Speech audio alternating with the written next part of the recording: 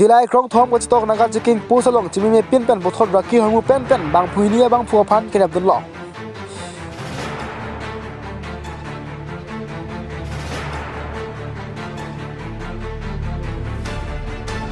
Hai kuni ni bhai kora ke thoma ni Dillai police station ke parlo national highway kora chirke batowar pia dung krong thom ko chitok along chimi me penpen naga checking along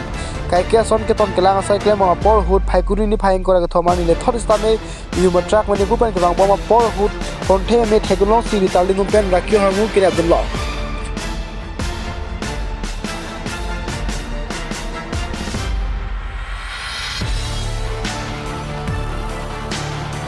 Labangso aberta pokojan SDPO phan berta PC kadok ko besai chirap teto ponsi labangso Raki ahormu kilong pon lake pharo nerke ba krehini grams YABA tablets lapen pharo sirap hoke grams morphine longpon labangso ahormu rekom sai khia tung gajibon boma por hut ke thanpon atengke labangso ahormu lake manipur ben guwahati asik ponji pusi kachina cha abangphu tumpen chithanpo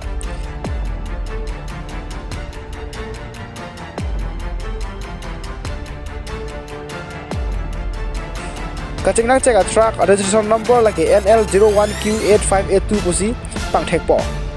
Kacingnak cek tuma men lagi Achmas Dula Arong Manipur District Bisnupur lapen aduntu Maibam Tongba Arong Wakta District Bisnupur pusi pangthek ponlong.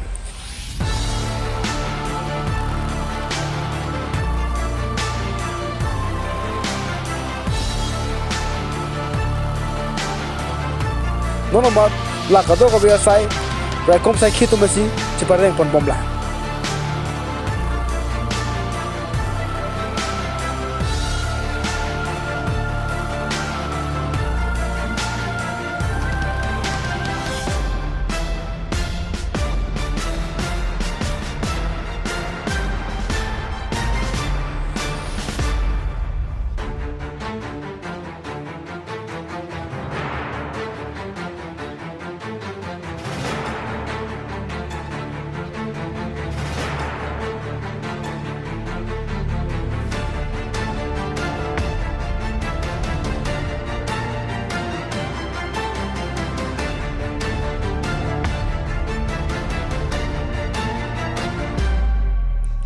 Hidipi pen hemari report tribal news